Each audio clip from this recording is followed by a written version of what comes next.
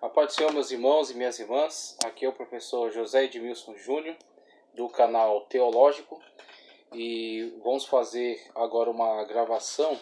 Aliás, eu vou fazer a postagem do áudio da aula que estamos ministrando na matéria de ética cristã.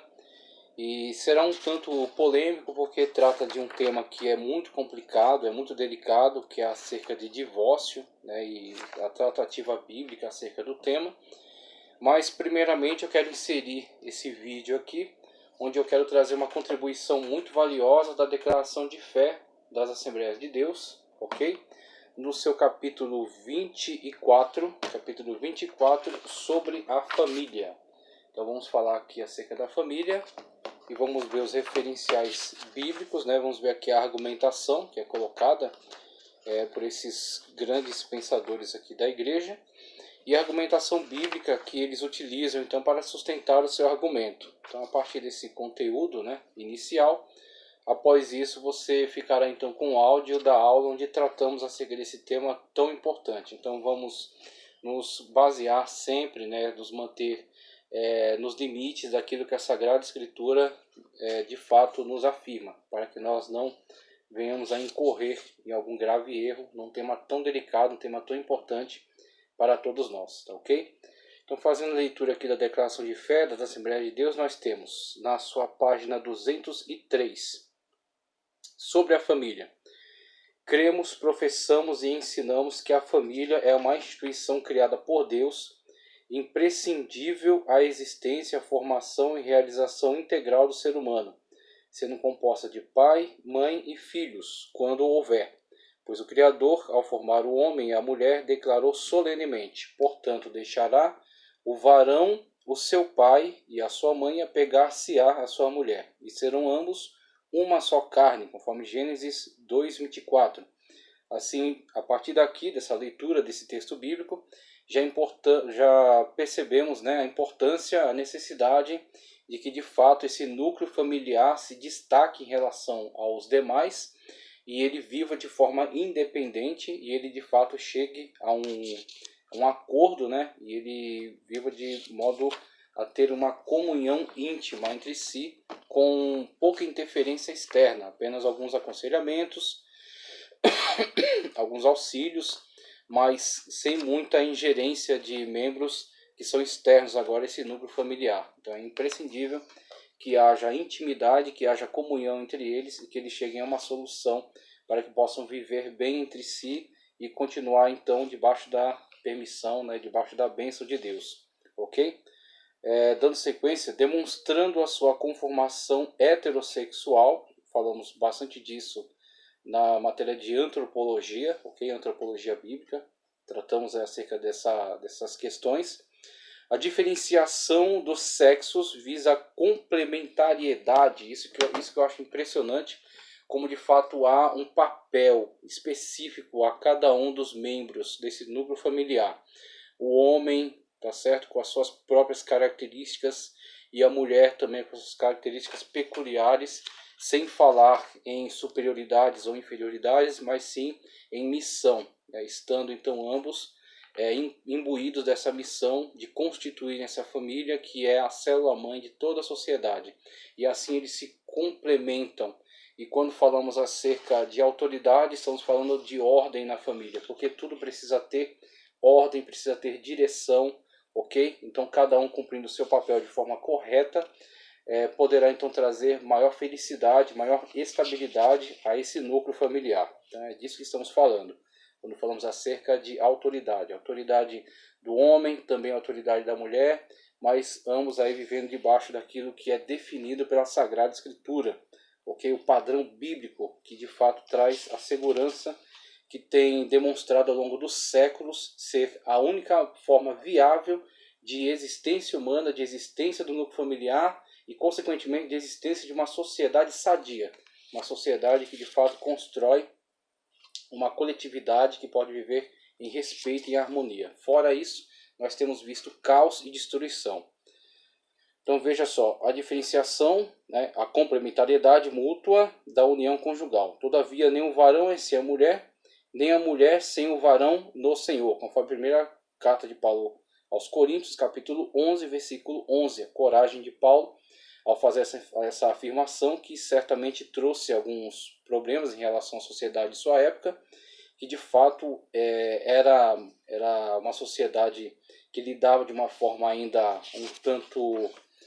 lidava de com certas limitações. Então falar em atraso também é complicado, porque nós temos que entender que eles estão dentro do seu contexto, mas certamente eram necessários avanços, eram necessárias melhorias, e é isso que nós temos visto como contribuição do conteúdo bíblico. Nós temos visto valorização da vida, valorização do homem no seu papel, a exigência bíblica para que o homem de fato assuma o seu papel, valorização da mulher também como uma pessoa amada, como uma pessoa de valor, uma pessoa com contribuição importante a fazer, tanto no âmbito familiar como na sociedade de modo geral.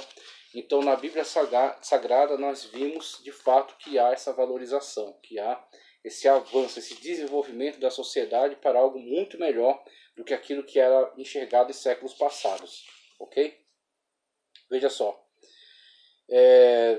como eu já li aqui, complementariedade mútua, necessária a formação do casal e a procriação. Reconhecemos preservada a família quando na ausência do pai e da mãe os filhos permanecem sob cuidados de parentes próximos. Rejeitamos o comportamento pecaminoso da homossexualidade por ser condenada por Deus nas Escrituras. E aí sempre fazendo a necessária ressalva que estamos nos posicionando, ok? A partir do conteúdo da Sagrada Escritura, contra determinadas práticas, o que não significa de modo algum, em hipótese alguma, agressão ou desrespeito às pessoas. Então tem que se fazer sim essa ressalva para que fique muito claro e não dê espaço para qualquer tipo de pretexto, né? Qualquer tipo de desvio das nossas intenções. Nossas intenções são sempre deixar muito claro. Então nos posicionamos contra determinados comportamentos ou determinadas formas, né, de manifestação. Mas não somos contra pessoas, né? Não estamos incentivando o ataque, incentivando o desrespeito ou dizendo que nós não amamos tais pessoas. Pelo contrário, a própria palavra de Deus é que exige de nós que nós manifestemos este amor até em relação aos inimigos. Então, mesmo não concordando com as práticas, nós amamos e respeitamos todas estas pessoas, ok? Então temos que deixar muito claro todos esses pontos aqui. Bem, como qualquer configuração social que se denomina família, cuja existência é fundamentada em prática, união ou qualquer conduta que atenta contra a monogamia e a heterossexualidade, consoante o modelo estabelecido pelo Criador e ensinado pelo Senhor Jesus Cristo. Agora o ponto 1, aqui lemos o cremos, tá certo? Que é a abertura desse capítulo, desse tema. O ponto 1 agora dele, o casamento e a união matrimonial. Veja só, a instituição criada por Deus que tem por princípios reguladores e estruturantes a monogamia, casamento, tá certo? Entre um homem e uma mulher, monogamia e heterossexualidade, ok? Então, mesmo que há casos, né, de poligamia, todavia não são o padrão.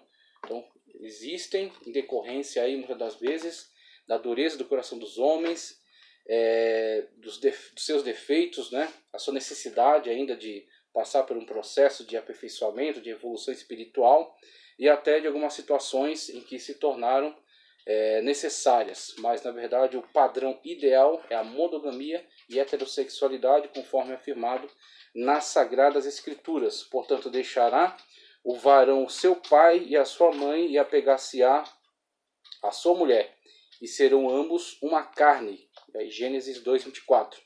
E a heterossexualidade. Ele, porém, respondendo, disse-lhes: não tendes lido que no princípio o Criador fez macho e fêmea? Macho e fêmea. Mateus 19:4. Pelo casamento, um homem e uma mulher por livre consentimento. Olha só os pontos que se destacam aqui já.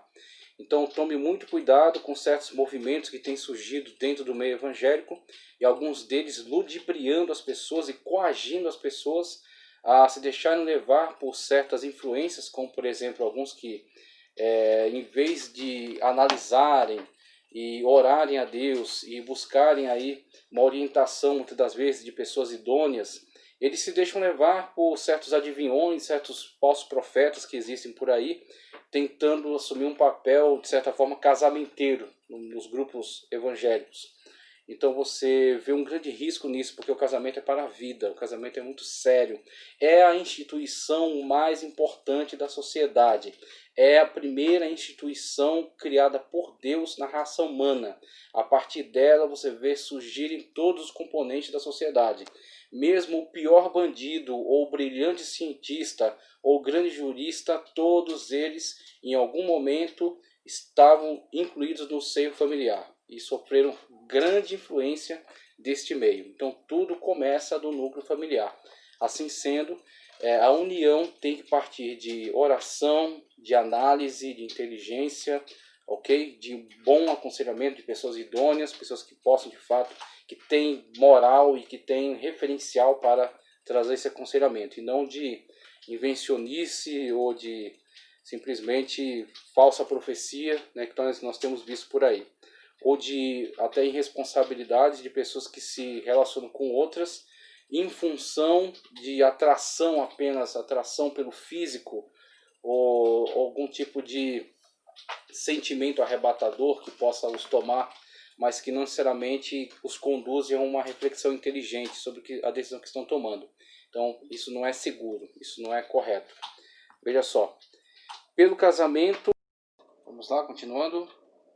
Pelo casamento, um homem e uma mulher, por livre consentimento, decidem unir-se mediante um pacto solene, do qual o Senhor Deus é a principal testemunha. Muito bem, então vejam a solenidade, vejam a seriedade e a importância, né, do casamento, e como de fato ele é uma união que está, vamos dizer assim, na prioridade, tá certo, de atenção de Deus em relação às instituições humanas. Então, se Deus valoriza de fato os relacionamentos humanos, o relacionamento matrimonial é sem dúvida o principal. O relacionamento matrimonial é sem dúvida a instituição mais séria, tá certo, das uniões que possam acontecer entre os seres humanos, porque é dali que você tem a preservação da vida, a continuidade da vida e a manifestação da glória de Deus, a coroa da natureza, a coroa de toda a criação. Então as pessoas têm que se conscientizar e levar muito a sério essa instituição. E a igreja se preparar para instruir cada vez melhor, né? Dar cada vez mais atenção à instrução dos jovens, aqueles que estão em fase de namoro, aqueles que estão no noivado, aqueles que já se casaram, para que haja manutenção então desse relacionamento e fortalecimento das famílias. Assim você terá o fortalecimento da igreja e consequentemente o fortalecimento também da sociedade, a melhoria das relações sociais. Deus é testemunha, como diz aqui, e na condição de cônjuges sob os aspectos legal, formal, moral e espiritual. Prometem viver em fidelidade mútua até que a morte os separe. Olha só essa afirmação como ela é séria, olha só essa afirmação como ela é importante. Eu quero trazer o versículo que eles utilizaram para fundamentar aqui essa afirmação. Então eles dão aqui para mim alguns textos. Olha aqui o primeiro. Assim não são mais dois, mas uma só carne. Portanto, o que Deus ajuntou, não separe o homem. Evangelho de Mateus, capítulo 19, versículo 26, palavras do Senhor Jesus Cristo. A mulher casada está ligada pela lei todo o tempo em que seu marido vive. Mas, se falecer o seu marido, fica livre para casar com quem quiser, contanto que seja no Senhor. Primeira carta de Paulo aos Coríntios, capítulo 7, versículo 39. Veja a dissolução do casamento, em que contexto ela é indicada. Então temos aí a afirmação de Cristo da grande, a magnífica importância da união conjugal. Então veja que Deus aprova, veja que Deus abençoa essa união conjugal, ok? Então é de fato levada muito a sério por Deus, e aquilo que é levado a sério por Deus deve ser levado a sério por nós, porque nós temos que encarar com toda a seriedade devida essa instituição. E Paulo deixa muito claro que nos esclarecimentos que ele traz à comunidade de Coríntios, que a morte então traz a dissolução dessa união, podendo propiciar aquele que ficou viúvo ou viúva as novas núpcias, desde que não se colocando debaixo de jugo desigual com o ímpio, com o incrédulo, a pessoa que não está compartilhando da mesma fé e assim não tem os mesmos objetivos na vida, não compreende corretamente o que é viver uma vida em santificação para o Senhor. Sendo assim, colocar-se debaixo de um jugo desigual é você pôr em risco a sua fé e você atentar contra o aconselhamento da palavra de Deus. Então, temos que tomar muito cuidado com essas decisões que tomamos ao longo da nossa vida, ok? De tal modo sublime, venerado seja entre todos o matrimônio, conforme carta aos Hebreus, capítulo 3, versículo 4, 13 e 4. Tem por referencial espiritual, moral e afetivo o relacionamento entre Cristo e a igreja. De tal modo é importante esse relacionamento, de tal modo ele é forte, ele é uma prioridade para Deus, que ele de fato serve como uma referência, um exemplar do relacionamento entre Cristo e a igreja, a união entre Cristo e a igreja, ok? Então, ele é tão importante que ele serve como esse referencial, ele presta então este exemplo, né? O exemplo entre a relação de Cristo para com a igreja, a comunhão entre Cristo e os crentes e os servos, os salvos na pessoa bendita do Senhor. E o casamento é a exemplificação da importância dessa união. Vemos como o casamento é fundamental, o casamento de fato é extremamente sério. Vejamos aqui, o casamento tem por propósitos a instituição da família matrimonial, compensação mútua do casal, ele indica aqui outros versículos que eu quero fazer a leitura, para que nós vejamos como eles estão fundamentando essa argumentação. Ele cita aqui, o coração do seu marido está nela confiado, e a ela nenhuma fazenda lhe faltará. Provérbios 31, 11. Ele fala compartilhamento de sentimentos, compartilhamento de emoções, compartilhamento de bens, um compartilhamento total, uma vez que estão unidos e são ambos uma só carne. Não é mais tanto o eu dele e o eu dela, mas sim o nós. O nós é muito mais importante do que o eu a partir deste momento. Então vemos um compartilhamento total. O marido pague à mulher a devida benevolência e da mesma sorte a mulher ao marido. A mulher não tem poder sobre o seu próprio corpo, mas tem o marido. Então, primeiramente está esse chamado pagamento de benevolência, que é um eufemismo aplicado na tradução e que está relacionado, sim, dentre as necessidades, né, as necessidades sentimentais, de companheirismo, no âmbito sexual. Então, atendendo todas essas necessidades de forma devida, né, para que possam estar vivendo em comunhão. Veja aqui, ele também traz outros textos. Aqui, que a mulher, o corpo da mulher, não tem poder sobre o seu próprio corpo, mas sim o marido. Então, até aqui, quando vemos esse tipo de frase do apóstolo Paulo, pode nos parecer assim, principalmente para as pessoas da época, muito normal essa afirmação. Pode nos parecer, na verdade, para nós e para os cidadãos da época, algo tranquilo de se afirmar. Então, os cidadãos gregos da época, ao ler esse texto aqui, uma vez na forma como a sociedade deles estava organizada, né, a forma como eles entendiam o matrimônio, isso para eles era tranquilo. Agora, vemos aí na segunda parte dessa afirmação um ato de muito compromisso com a verdade bíblica e de muita coragem do Paulo em fazer tal afirmação. Veja, mas tem o marido, muito bem. E também, da mesma maneira, o marido não tem poder sobre o seu próprio corpo, mas tendo a mulher.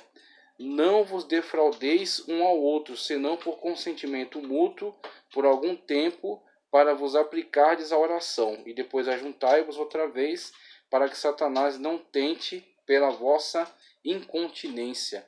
Então, quando Paulo tem a coragem de afirmar que quem tem poder sobre o corpo do homem é a sua esposa, da mesma forma como tem poder um homem sobre o corpo da sua esposa tem poder sobre o seu corpo, aí temos uma afirmação de muita coragem, muito comprometimento com a verdade bíblica, porque geralmente o conceito era que a mulher estava totalmente subjugada em obrigações para com seu marido, mas o seu marido não tinha as mesmas obrigações para com sua esposa. E a Bíblia Sagrada desmentiu este equívoco, este engano. O homem tem compromisso, tem que honrá-la, tem que respeitá-la e tem que ser fiel. A Bíblia Sagrada deixa essa verdade muito clara, deixa essa verdade de uma forma muito objetiva, colocada diretamente, sem passar um pano e sem arrodear, né? Coloca isso da maneira como é. Aquilo que o Senhor inspirou Paulo a de fato afirmar e ensinar. E Paulo certamente teve que pagar o preço por esses ensinamentos, mas se manteve firme e de fato contribuiu no estabelecimento de famílias que estavam ali unidas para a glória de Deus, respeitando mutuamente homem à esposa, homem à mulher, esposa ao esposo, né, a mulher para com o homem. Esse relacionamento, esse respeito e esse comprometimento de fidelidade entre ambos. Seguindo aqui, então a compensação mútua do casal, procriação, né? Temos aí tanto essa questão do sexo como uma forma de afeto e também sexo como procriação, né? Para essa família poder dar continuidade, ok? O auxílio mútuo, a continência, né? Quando eles então de comum acordo se mantêm um tanto separados para a consagração à oração, então ele prevê também essa possibilidade, ok? E satisfação sexual, o que na Bíblia Sagrada é totalmente tranquilo, principalmente dentro da vida matrimonial, é afirmado de uma forma totalmente natural, porque o sexo foi criado por Deus para haver de fato esta afetividade, esta maior união entre o homem e a mulher, para que eles de fato estejam ligados de uma forma intensa e de uma forma respeitosa e amorosa. Entendemos que o homem é unido sexualmente à sua esposa como resultado do amor conjugal, não só para procriar, mas também para uma vivência afetuosa, agradável e prazerosa. Seja bendito teu manancial e alegre-te com a mulher da tua mocidade. Olha só a orientação, né? O direcionamento aqui do texto sagrado, Provérbios 5,18.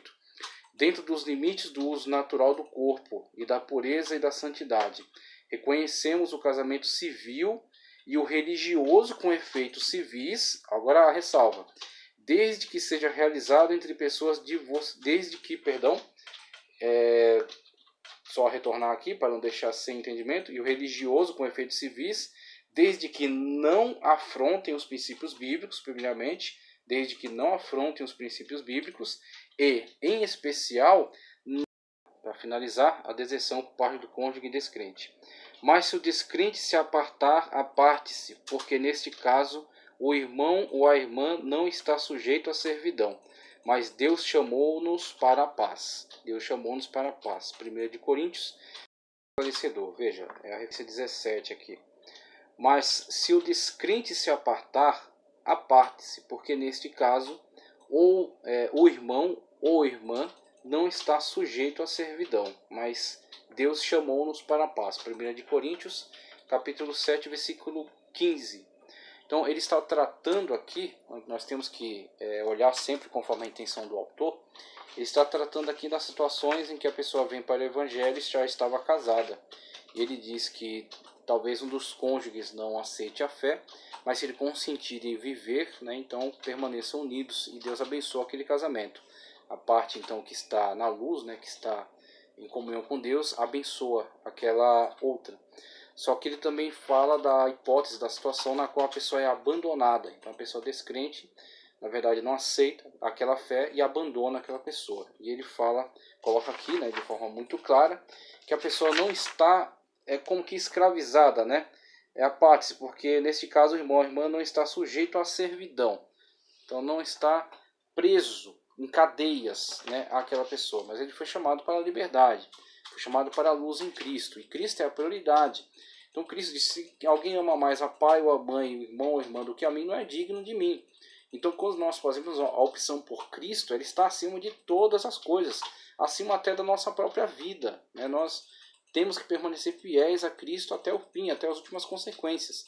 Assim, então, também colocando essa questão conjugal, se a pessoa não aceita a fé e quer deixá-la, e a condição às vezes imposta é nega a Cristo para que eu permaneça com você, aqui temos o texto, né? Então vá embora, então vá em paz, porque eu vou permanecer fiel a Cristo. Aí eu coloco aqui uma questão, eu coloco aqui uma hipótese, né? Temos aqui essa pessoa que não aceitou a fé e resolveu então abandonar o cônjuge. Abandonou o cônjuge, Paulo, como coloca aqui, a pessoa não fica presa em servidão, ela está livre a partir de agora. Eu compreendo, eu entendo que esse texto me conduz ao entendimento, uma vez que ele é uma das hipóteses aqui para a dissolução do casamento, para o divórcio, como colocado aqui na própria leitura do texto, né, do cremos, na declaração de fé, deixa então livre a pessoa para novas núpcias, né, a morte, a prostituição, o adultério, né, ou o abandono por parte de cônjuge descrente. Agora, eu coloco aqui uma opinião pessoal. Se este irmão que dizia estar servindo a Deus, que dizia estar em obediência ao Senhor Jesus Cristo, só que em flagrante desobediência ao Senhor Jesus, ele abandona este irmão ou esta irmã, podemos pensar, podemos imaginar que talvez ele não tenha se convertido verdadeiramente, que talvez ele não tenha abraçado a fé de uma maneira genuína, e que ele estivesse fingindo, muitas das vezes, estar servindo a Deus, que ele estivesse fingindo ter alguma comunhão, algum respeito pela palavra de Deus, mas que talvez não o tivesse. Então, no meu entendimento, entra nesta qualificação aqui, da pessoa que foi abandonada por cônjuge que na verdade não tinha professado uma verdadeira, uma genuína fé no Senhor Jesus Cristo. Porque alguém que age em flagrante desobediência à sua palavra, à sua sagrada escritura, não creio eu que essa pessoa está na fé. Então, se o Senhor Jesus Cristo disse que estas são as hipóteses para a separação e ela passa por cima disso, ela está servindo a quem? Uma vez que o Senhor Jesus Cristo disse: se vós quereis ser meus amigos, ou seja, quer ter alguma proximidade comigo, algum relacionamento comigo, vocês têm que fazer o que eu mando, porque Ele é Senhor e nós somos servos. Nós somos chamados para filhos por adoção, pela sua misericórdia, pela sua graça, mas como os apóstolos, os discípulos se comportavam, como servos e ele, o Senhor Jesus Cristo, o único como Senhor. Então, se eu não entendo o senhorio de Cristo sobre a minha vida, na verdade eu não sou o seu servo e eu não tenho nenhuma comunhão com ele.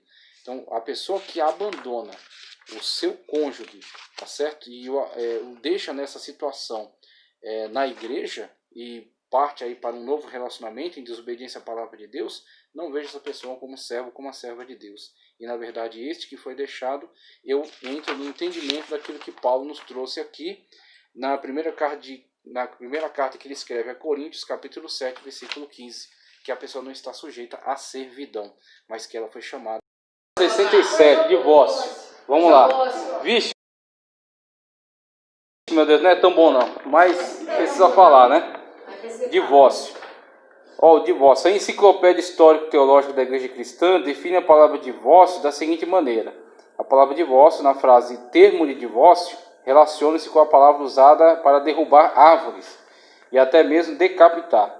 Indica o corte total daquilo que no princípio foi uma árvore. Então vai desligar, né? Vai separar. Definição: o divórcio é uma forma de eliminar por meio de um rompimento total um tratado, um pacto, um relacionamento, um casamento. E aí você tem o princípio magno, né, da questão da união entre homem e mulher, através da palavra do nosso Senhor Jesus Cristo, que é o nosso exemplo maior, né, que é o nosso mestre, ok? Então Cristo diz que não é o homem não deve separar, ou não é aconselhável, não é esperado que o homem separe aquilo que Deus uniu. Então, o divórcio, ele vem como um prejuízo, como um mal, tá ok? Causando, então, a ruptura daquela união que foi o projeto perfeito de Deus entre o homem e uma mulher, que se tornam uma só carne, e a partir dali vão gerar, né, os frutos, que são os filhos, frutos dessa união, constituindo o núcleo familiar, que é a base de toda a sociedade, porque todos os integrantes atuais da sociedade tiveram origem em um núcleo familiar, em um seio familiar. Então, esse sistema, que é o sistema perfeito de funcionamento da natureza, ele, se praticado num âmbito de respeito, se praticado num âmbito de devoção a Deus, ele pode constituir uma sociedade forte e saudável. Só que devido às diversos problemas que foram acarretados por falta de comprometimento, engano, muitas das vezes mudança, né, de ideais, então isso vai minando aquela comunhão, vindo então muitas das vezes a opção do divórcio como solução, o que na verdade em muitos dos casos acarretou em outros problemas, acarretou em outros tipos de prejuízos, principalmente quando há filhos, né, que vivenciando essa situação de divórcio, muitas das vezes observam os pais se degradando, se acusando mutuamente, e muitas das vezes acabam sendo abandonados afetivamente e às vezes até abandonados financeiramente. Então você tem aí toda uma desestabilização da sociedade com isso. Você tem uma sociedade forte com famílias fortes. Você tem uma sociedade desestabilizada, doente, né? Uma sociedade em declínio com a destruição exatamente do núcleo familiar. E aí a questão é fundamental. A questão é de urgente importância. E a igreja, o posicionamento dela tem que ser veemente. O posicionamento da igreja tem que ser, vamos dizer assim, de uma dedicação muito grande à temática. Em abordar essa temática nas pregações, abordar essa temática nos ensinos, em trazer especialistas comprometidos para falar acerca disso, em tratar particularmente com o homem, com a mulher, acerca das suas de temas relacionados, né, com as dificuldades de relacionamento, dificuldades financeiras, área da sexualidade, área da criação de filhos. Então, isso tem que ser, se não tem que passar a ser um foco, né? Tem que passar a ser algo muito importante na agenda da igreja, que ocupe de fato um espaço importante na agenda da igreja, porque se a igreja consegue, e eu acredito que das instituições disponíveis aí na sociedade, eu acredito que somente a igreja tem de fato competência para trazer um fortalecimento e uma reestruturação para as famílias, porque você pode falar de psicólogos, de terapia, outras instituições quaisquer que criem, ONGs e por aí vai.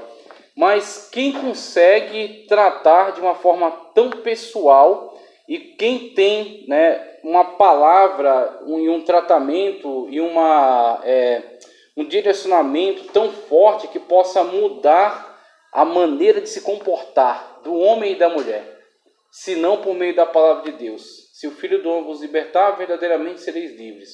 E aí você vê a partir daí todos os textos bíblicos que falam da valorização do casamento, da valorização do homem, da mulher, do respeito mútuo, ok? Da criação dos filhos, do trabalho, tudo que constitui uma base sólida familiar.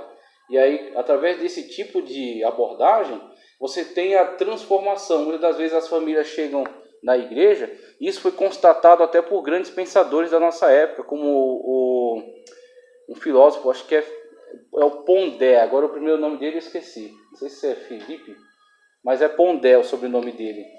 E ele constatou isso de uma forma muito aberta. Ele disse, a igreja ela desempenha um papel de reestruturação dessas vidas muito mais forte que o Estado. O Estado não tem esses mecanismos, o Estado não tem esses meios, o Estado não tem esse poder de trazer uma transformação da vida do cidadão, da pessoa, de modo que ela abandone vícios, que ela abandone agressividade, violência, promiscuidade, e ela sofra uma transformação da sua pessoa, tornando-se agora uma nova criatura que vai se engajar nesse relacionamento e muitas das vezes conquistar seu parceiro, se o homem ou se a mulher vão trabalhar por essa conquista agora, e os dois vão reestruturar essa família.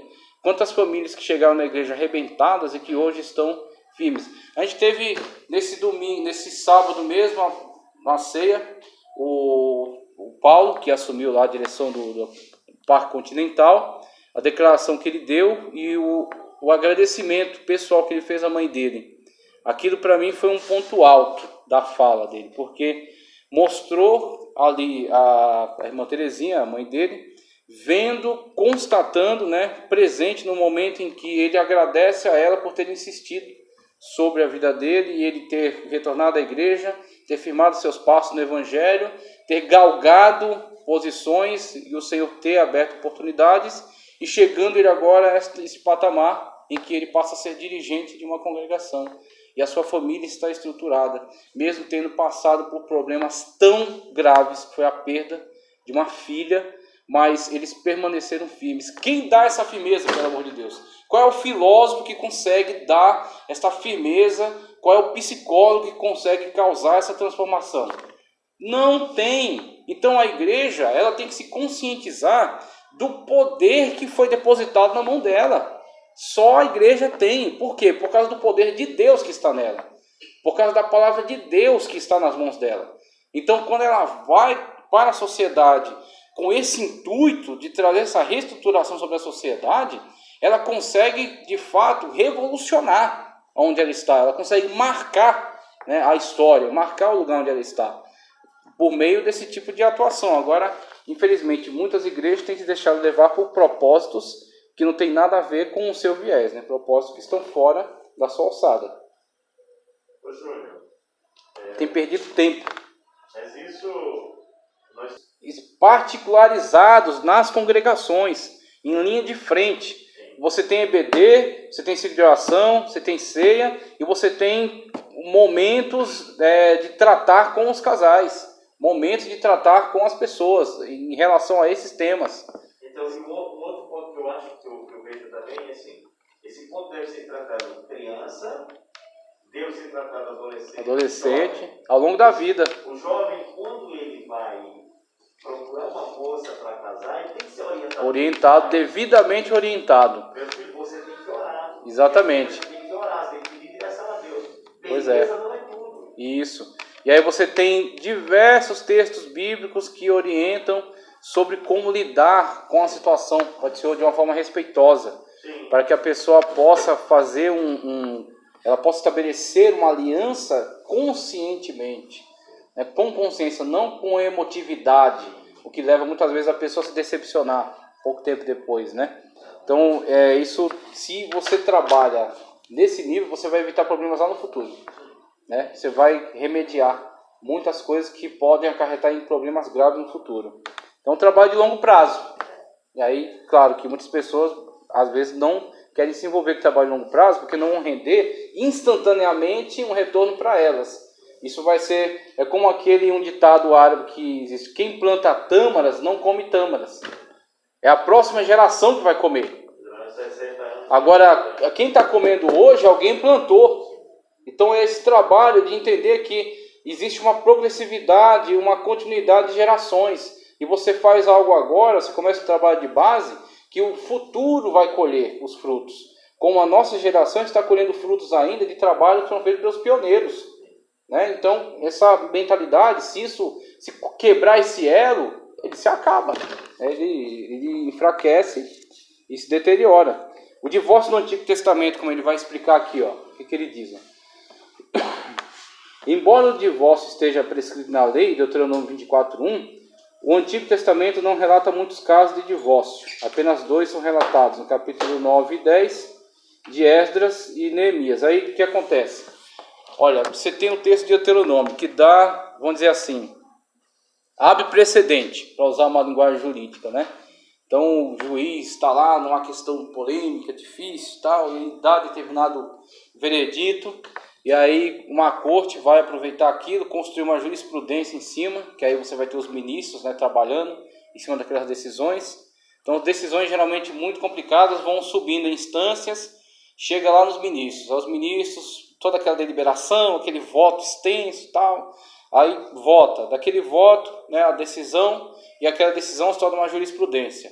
A jurisprudência não é que ela é uma lei, mas ela influencia as sentenças abaixo dela. Eles vão sempre se pautar por aquela jurisprudência. E os advogados vão aproveitar aquela jurisprudência para coagir, né, vamos dizer assim, que não é o termo correto, mas vão incentivar o juiz a seguir aquela jurisprudência. Fala, ó, os ministros julgaram dessa maneira, então por que você, né, juiz de primeira instância, vamos dizer assim, né, pé rapado, vai querer ser melhor do que um ministro, né? Então tem que seguir mais ou menos essa linha. Então abriu precedente para essa situação aqui. Deuteronômio 24:1. Então, dele carta de divórcio, tá? Mas quando você vê lá na frente, né, essa mesma questão ser levantada, o Senhor Jesus coloca muito bem em que situação isso se tornou uma realidade. Ele diz: isso aqui não é um plano perfeito, isso aqui não é um projeto perfeito, né, que funcione bem e que traga bênçãos. Isso aqui foi em decorrência da dureza de vossos corações. Então, para que não acarretasse em mais males, porque nós estamos trabalhando com material defeituoso chamado homem. Homem não no sentido de homem macho e fêmea, mas antropo, humanidade. Nós estamos trabalhando com um material contaminado com pecado, que muitas das vezes engana, mente, ludibria a pessoa, depois agride, ameaça de morte a pessoa. Sendo assim, vai ser necessário uma tolerância com respeito à quebra dessa união para se preservar a vida, muitas vezes, para se evitar abusos. Então abriu esse precedente de Deuteronômio 24:1, mas como o próprio Senhor Jesus Cristo diz, por causa da dureza dos vossos corações. Pode ser, tudo bem? Opa, vem para cá. E aí você tem essa situação na qual o próprio Antigo Testamento, mesmo com esse precedente de Deuteronômio 24:1, quando você procurar casos exemplares para você analisar a questão, os únicos casos exemplares que eles nos apresentam são duas situações, a de Esdras e a de Neemias, em que o povo judeu se casou com mulheres de fora da sua religião, da sua etnia, do seu povo, mulheres estrangeiras, mulheres que trariam cultos devassos, né, para dentro de Israel, que incentivariam a próxima geração a apostatar contra o Deus verdadeiro, porque é assim que acontece, porque o filho no primeiro momento está mais junto à mãe do que ao pai, e assim ali é formada, né, os primeiros elementos do seu caráter vão se formar ali, naqueles ensinamentos primordiais comunicados pela mãe. Então, se ela comunica aqueles valores de culto, por exemplo, a deuses estranhos, mesmo que o pai depois tente contornar a situação, isso já ficou com uma marca no coração dele. E ele já passa a ter uma tendência de, no futuro, querer, de fato, se relacionar com esses cultos. Então, foi uma ruptura, mas o que motivou essa ruptura? Um caso sério, um caso de instância gravíssima, um caso, de fato, que poderia trazer a corrupção religiosa do povo. Então, não são apresentados no Antigo Testamento uma casuística abundante de motivos banais. O que muitas das vezes em certas escolas de pensamento, a gente vai ver o desenvolvimento da escola de Hillel e a de Shammai, e para a escola, por exemplo, ele fala aqui das duas. Deixa eu encontrar onde ele fala, que eu quero que vocês vejam a definição. Ó. Nos tempos do Senhor Jesus, havia em Jerusalém duas importantes escolas do Rabino Shammai e a do Rabino Hillel, a qual nos tempos de Cristo, Gamaliel estava nela. Né?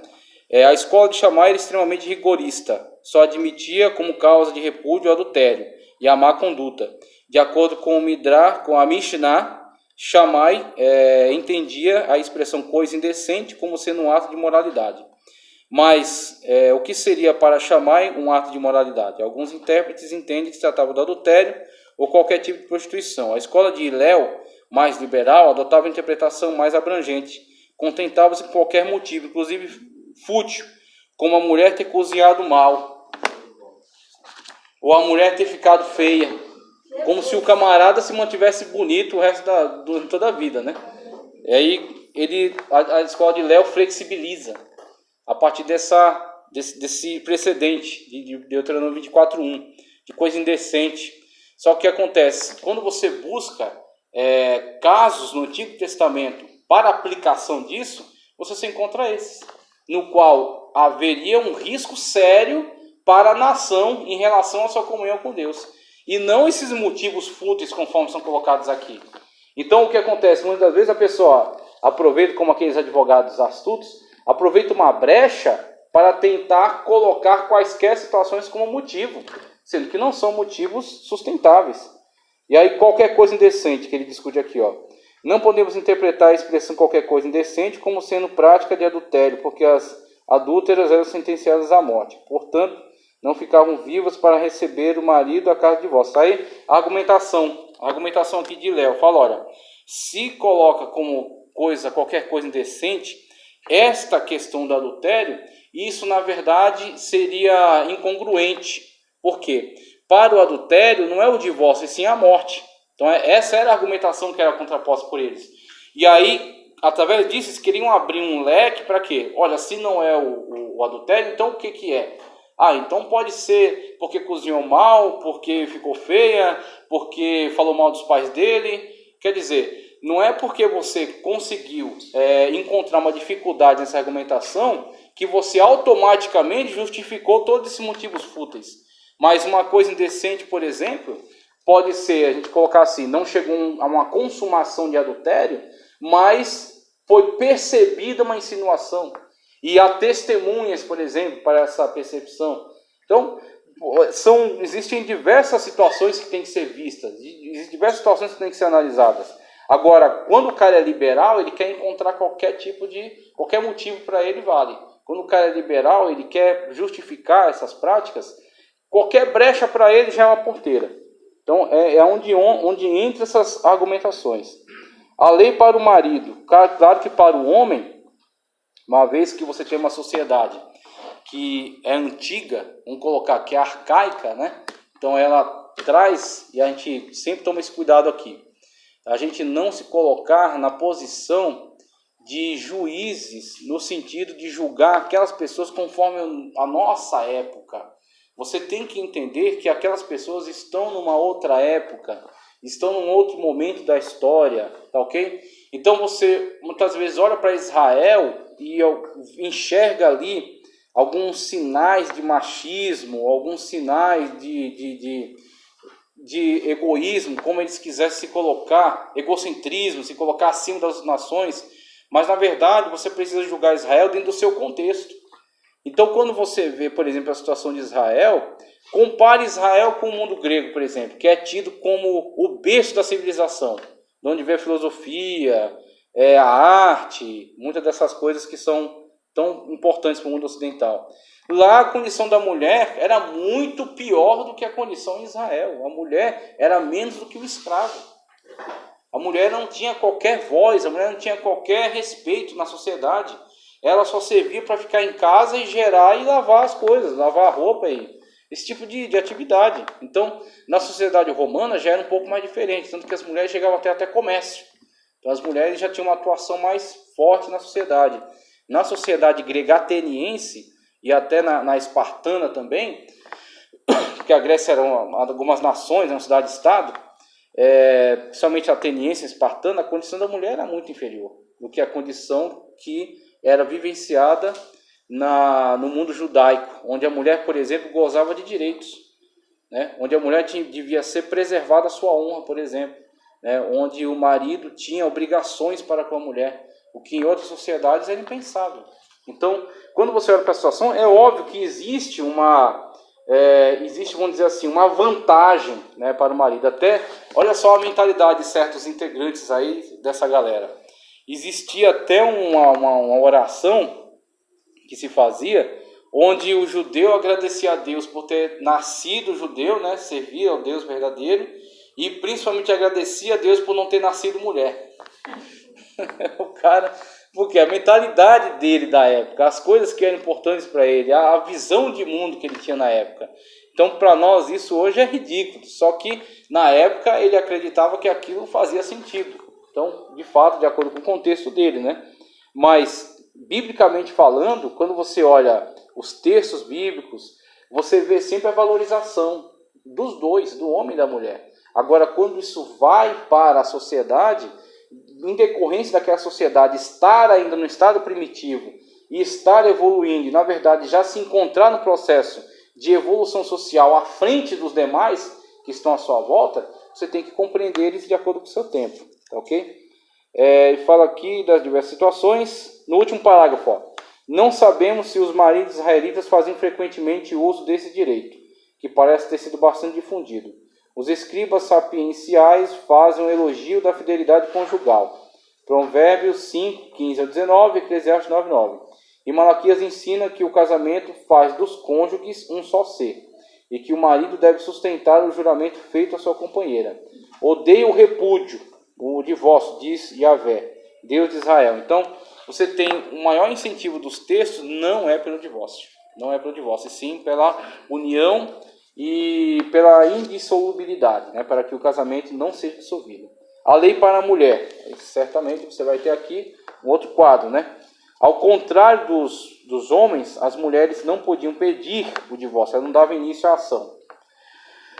Não tinham nenhum direito garantido para repudiar o marido. Salomé, mesmo sendo irmã do rei Herodes, pela lei judaica, foi considerada irreverente ao enviar para o seu marido, Costabar, uma carta de repúdio, sendo que eles assim, estavam governando, era uma família governante ali, mas não estavam necessariamente ligados à tradição judaica, né? Uma vez que ele foi colocado pelo Império Romano como governador, mas ele tinha origem idumeia.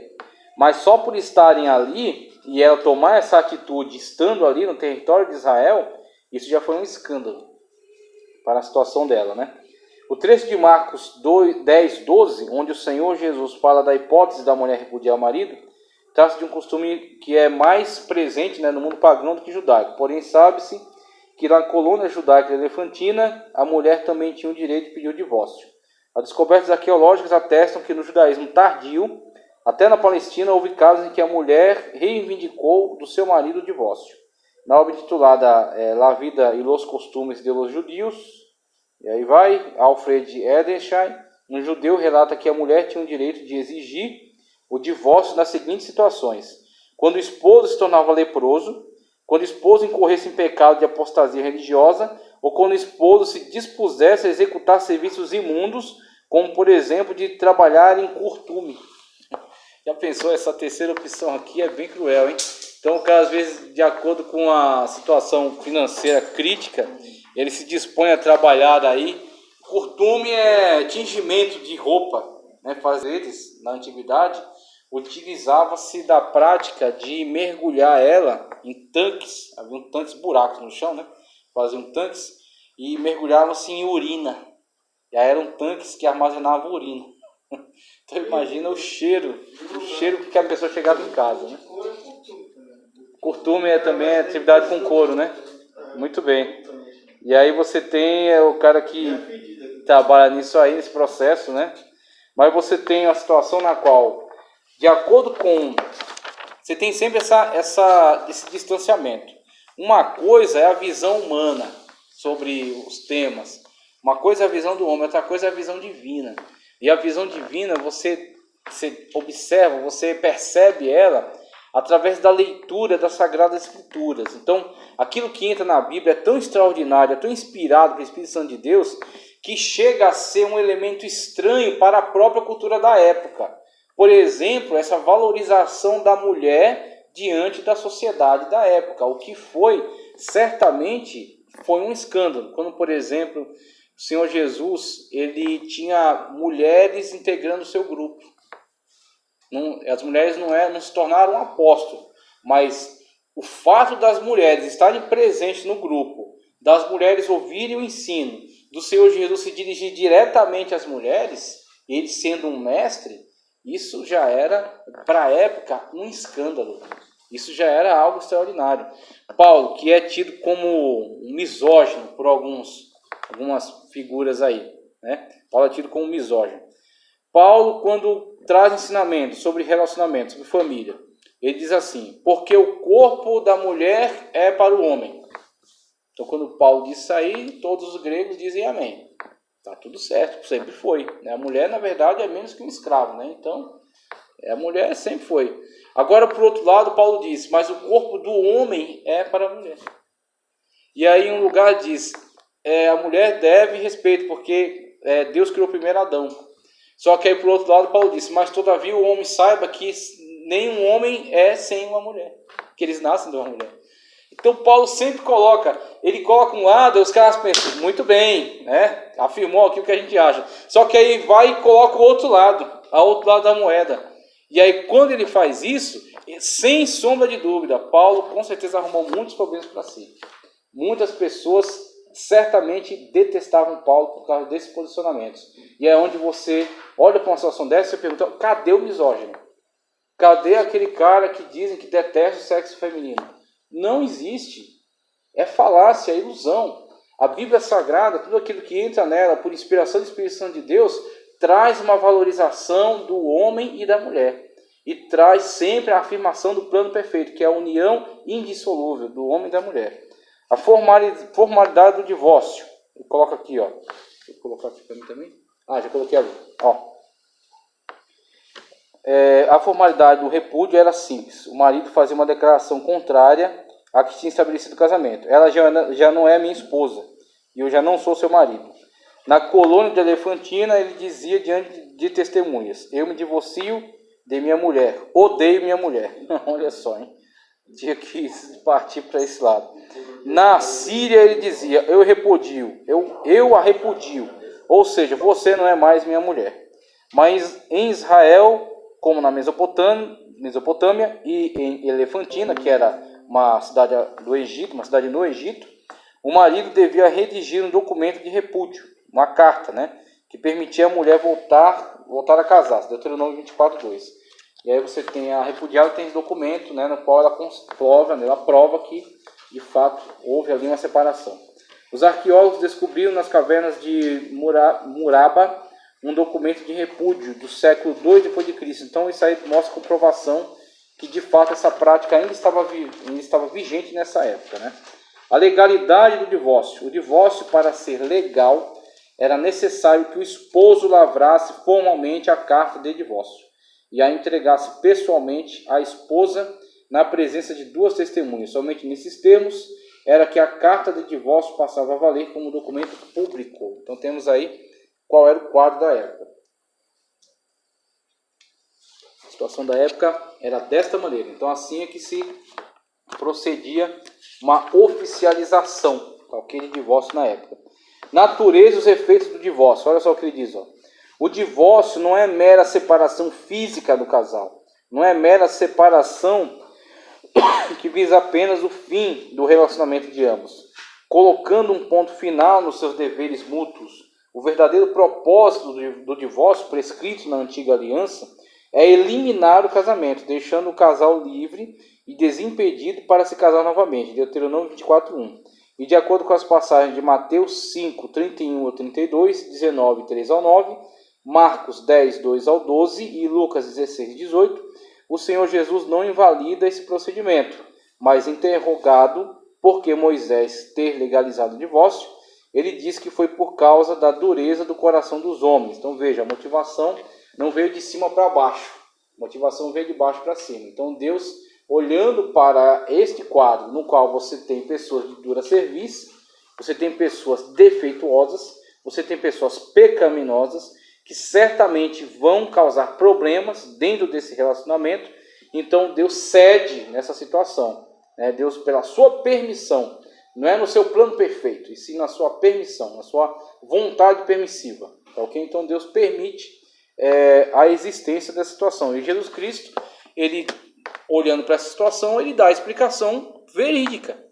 Ele não passa um pano. Ele diz, aconteceu por causa disso, por causa da dureza dos vossos corações. Porque vocês têm essa natureza caída. Porque vocês têm essa natureza defeituosa. Então daí é que vem a necessidade desta prática, desse divórcio. Olha só. Ele diz que foi por causa da dureza do coração dos homens. Mateus 19:8. O que se pode extrair dessa expressão é que, mesmo contra a sua vontade, em alguns casos específicos, parece que Deus tolera, então Deus permitiu, né? E às vezes até cede à vontade humana a fim de que as coisas não venham a piorar. Isso é verificado na eleição de Saul. Ele dá aqui o exemplo de Saul, quando Deus de fato ia trazer a monarquia, mas não naquele momento. E o povo insistiu e Deus permitiu que ele escolhesse o rei que eles queriam escolher, dando no que deu, né? Ao dizer, quem repudiar sua mulher, não sendo por causa de relações ilícitas, e casar com outra comete adultério, depreende-se que quando o divórcio resulta de causa justa, extingue-se o casamento, deixando a parte prejudicada livre para casar novamente. Aí vai dar uma confusão terrível isso aqui. Vai dar uma confusão terrível. Por quê? alguns podem pensar que é uma estratégia, né, para dissolver aquele casamento, entrar pelo caminho do adultério. Falar, olha, então abri um precedente aqui para eu conseguir um divórcio biblicamente reconhecido, eu adultério. Vou lá, cometo um adultério, fico livre então para me divorciar. Só que veja que a situação é, quando aquele membro do casamento ele comete adultério, ele se prostitui, que é uma prostituição que ele está fazendo com o seu corpo, ele, a partir daquilo que Cristo disse, né? Uma vez que ele cai nessa situação, nesse pecado, o outro agora não se vê obrigado a permanecer. O outro não se vê obrigado a manter aquele relacionamento com aquela pessoa que o traiu, tá certo? Que rompeu aquela comunhão, rompeu aquela união, aquela aliança, tá ok? Então essa situação, a situação para a pessoa que foi traída, né? A situação para a pessoa que teve, não foi o causador da quebra dessa aliança. Mas e para o adúltero? Simplesmente não é dito, simplesmente não é falado. A situação do adúltero é uma incógnita. Então o que acontece? Muitas das vezes pensa-se que é um subterfúgio, de forma alguma. A situação do adúltero agora, diante da sua vida espiritual, é uma grande incógnita. Porque o que acontece? Ele vai agora cometer esse adultério. Ele rompeu a aliança do seu casamento. Se ele não for perdoado pela sua esposa, haverá um rompimento e o divórcio. Qual é o seu status agora? Ele é solteiro? Não, ele é um adúltero. E conforme os preceitos da antiga aliança, ele é morto. Pela lei da antiga aliança, e Cristo não veio para anular a lei, sim para cumpri-la. Então, diante de Deus, olha só, isso é um adultério físico, tá? Isso é um adultério físico. Vamos levar a coisa um pouco mais adiante. Quais são os critérios de Cristo em relação ao adultério? Porque isso é um adultério no qual a pessoa fisicamente entrou em relacionamento com outra, tá ok? Então, conjunção carnal. Agora, quais são os critérios de Cristo em relação... O que é adultério para Cristo? O Senhor Jesus Cristo disse, olha, segundo o meu padrão, e aí as pessoas se enganam com a graça, né? Pensam que a graça é facilidade. A graça, meu irmão, a graça tornou a coisa muito mais séria. Levou, assim, a nossa responsabilidade para um campo muito mais específico, que é o campo espiritual. Olha o padrão de Cristo. Aquele que atentar para uma mulher, cobiçando-a, já adulterou. E aí? Então quer dizer, se você, olha só, se você no campo da sua mente, aí onde existe a questão, que eu já vi muitos instruírem sobre isso, inclusive Paulo Romero. Ele traz uma palestra sobre divórcio e fala sobre essa temática. Ele fala, olha, aproveitando já de outros autores também, como Billy Graham, também discutindo sobre isso. Ele fala, a natureza humana, tá certo? Os instintos humanos, a libido humana. Quando você se depara com uma pessoa, até por instinto, você é atraído por aquela imagem. Aí você analisa o que é aquilo ali. Uma vez que você olhou e você sabe o que é, vai partir de você agora a sua posição de desviar o olhar, porque sabe, o que eu estou vendo ali? É um belo carro. Tá, então, olhar o carro, babar pelo carro, não interessa. Eu estou vendo o quê? Uma flor. Eu estou vendo o quê? Um prédio. O que eu estou vendo ali? Um corpo, uma silhueta feminina que está começando a instigar em mim pensamentos em relação a ela. Aí você faz o quê? Ou você vai permanecer olhando, ou você vai desviar a vista. Se você desviar a vista, é porque você não está dando vazão àquele pecado. Se você permanecer olhando, é porque você está começando a se envolver espiritualmente, está começando a se envolver emocionalmente, melhor dizendo. Está começando a se envolver emocionalmente, vai começar a elaborar sobre ela pensamentos pecaminosos. E é onde você, cada vez mais que você vai dando vazão a isso, a sua comunhão com Deus vai baixando. E aí o relacionamento espiritual com Deus está abalado, está enfraquecido. Né? Você vai começando a ficar uma pessoa devassa, vai começando a alimentar essa devassidão dentro de você. Isso pode chegar a tal ponto que o Espírito Santo de Deus não tolere habitar dentro de você. Então o padrão de Cristo é esse. E aí, como é que a gente coloca então o adúltero, o cara que foi lá e teve conjunção carnal e acabou com o seu casamento? Eu não sei. Ele vai ter que pedir perdão a Deus e vai ter que buscar algum tipo de reconciliação. E vai ter que esperar em Deus aí, buscar a orientação da sua igreja, do seu pastor, e ver o que é dito em relação a isso.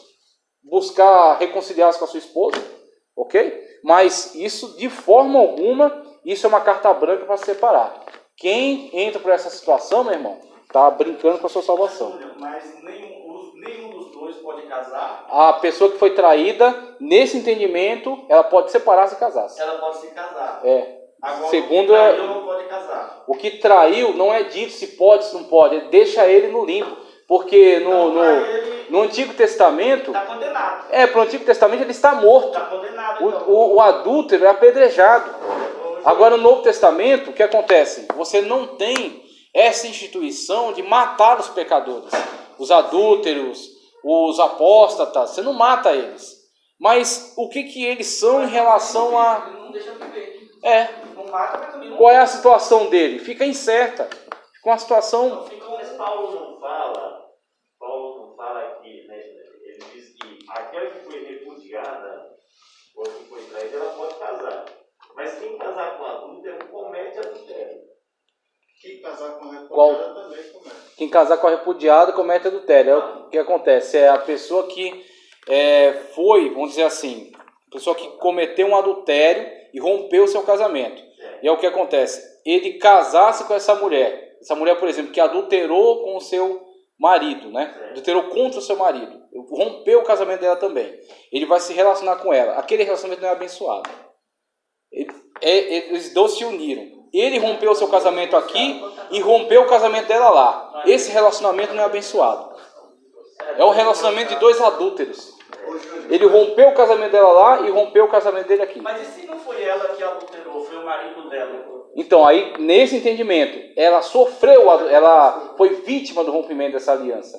Então, segundo o texto que foi lido aqui, ela está livre para casar-se. Ela pode perdoar o seu casamento, ela pode perdoar o seu esposo, ou ela pode separar-se do seu esposo e casar-se.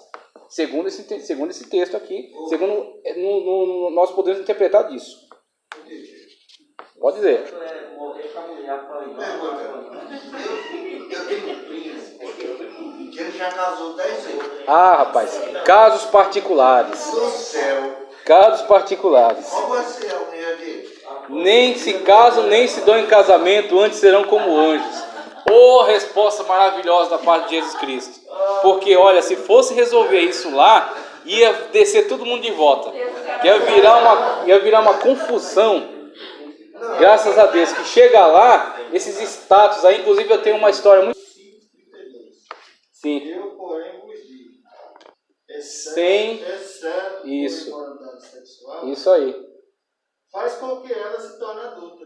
Exatamente, é onde... Ela, além de ser prejudicada, ela ainda se torna adulta. E qualquer que casar com ela, comete adultério. É onde o Senhor Jesus Cristo, ele se posiciona... Onde ele se posiciona em antagonismo à escola de Hilel. Olha só o que ele falou. Se não for por motivo de... Pronto, ele deu. É a única exceção. Ou um dos dois morre, ou adultera. Essa é a única exceção. Então, tirando essa exceção... Não, mas aí a empatia, né? Como assim empatia? Antipatia. Não, antipatia? Antipatia. Não tá se dando bem. Exatamente. Então entra nisso aí. Exatamente, é isso que Jesus está condenando. Falando, olha, se não for por adultério, não aceito. Mas mesmo se a coitada tá apanhando, ou coitada apanhando todo dia, eu tenho que aguentar calado? Não, aí, meu irmão, você vai entrar numa situação na qual a pessoa está sofrendo agressão. Acontece, Júnior. Sim, acontece, exatamente. A pessoa está sofrendo agressão, o que ela vai fazer? Para a proteção da sua vida, ela vai se separar daquela pessoa. Só que isso não necessariamente significa casar-se de novo. Uma coisa é a separação de corpos. Não, divórcio não é separação. Não confunda. Uma coisa é divórcio, outra coisa é separação. Separação é você estar separado de corpos. Você se separou daquela pessoa porque ela está te agredindo. Então você, para não continuar sendo agredida, você se esconde dela. Você vai para outro lugar, você vai perto dos seus parentes. Agora, não necessariamente você está divorciado dela. Não rompeu o contrato matrimonial. E é o que acontece. Para você ter a legalidade para casar-se de novo, aí é onde entra aquilo que Cristo falou. Cometeu um adultério? ou houve uma morte, pronto, se acontecer uma dessas duas coisas, você está divorciado. Você pode casar de novo e oficializar seu novo casamento. Eu quero ver qual religião, eu vou falar da nossa, Sim. qual igreja, qual pastor que vai aceitar umas condições dessas. Então, a situação, ela fica difícil. Sabe, isso que você está dizendo para mim foi exatamente o que Pedro disse para Cristo. Ele falou, não convence casar. Ele falou, por quê? Se o homem está dessa maneira ligado à mulher, não se convém casar. Aí Cristo falou, essa palavra não se aplica a todos. Mas tudo bem, mas as garras não foi no começo, eu conheço um monte de casal da igreja. Aí você tem que reestabelecer o casamento. Posso aceitar Eu isso? conheço um monte de casal. Meus amigos que aconteceu isso também. Sim. Assim. A pessoa já não quer pecar, né? Por que eu vou me meter numa coisa que Jesus disse, divórcio ou morte? Eu vou dizer o terceiro? Eu não. Eu não vou pôr a mão nessa cumbuca de jeito nenhum. O divórcio na história da igreja, olha só. Aí vocês entenderam qual é a situação da seriedade com que a igreja deve tratar o tema? Esse tema pode ser lidado com brincadeira? Não pode, meu irmão. Porque as pessoas não sabem no que elas estão entrando. Para se casar, ela tem que entender o que é o casamento. Ela tem que entender qual é a seriedade disso. Aí ela entra, ela casa de qualquer jeito, porque o profeta mandou, ou porque ela achou bonito, ou porque tem um carro. Aí daqui a pouco começa os desentendimentos. Não, porque gosta disso, ela gosta do outro. Eu não suporto sua mãe, não suporto seu pai, não sei o quê. Ah, vão divorciar. Ah, vai divorciar? Vai. Então, se vire. Quer dizer, qual é essa situação agora diante de Deus? Não sei. Porque, olha, aquilo que Cristo disse, divórcio ou morte. Adultério ou morte. Então, se colocasse uma multa aí, se você divorciasse, você vai... tomar uma multa. Talvez diminuísse. Como que vai pagar a multa na pandemia? Talvez diminuísse. O divórcio na história da igreja. Embora o ensino sobre a legalidade do divórcio por motivos justos pareça ser correto, bem cedo surgiram opiniões contrárias. Embora sem muita certeza, o parecer de Agostinho é que nenhuma das partes, depois do divórcio, poderia contrair novo matrimônio. Seu parecer, embora não muito seguro, foi aprovado pelo Concílio de Trento. E aí, aqui uma pessoa importante da igreja, que é Agostinho, que é um dos grandes teólogos da igreja. O entendimento dele foi esse. Só que o entendimento dele era mais rígido ainda. Ele dizia, até a pessoa que sofreu, que foi prejudicada com o adultério do outro, nem ela devia se casar de novo. Agostinho chegou a esse nível aí. Teve um camarada... Esse versículo que onde Jesus está falando, não é isso mesmo? Não, aí o que ele diz? Se não for por motivo de adultério. Cada um lê e deve ter... Não é. Veja só. Quais são as duas vertentes aí que você viu? Primeiro, Jesus disse, se der carta de repúdio, carta de divórcio, que era a prática que estava acontecendo na época, né? Se não for por este motivo, ou seja, por adultério, né? Por motivo de promiscuidade. Se não for por este motivo, aquele que repudia a mulher está fazendo com que ela adultere. Por quê? O que Jesus está dizendo?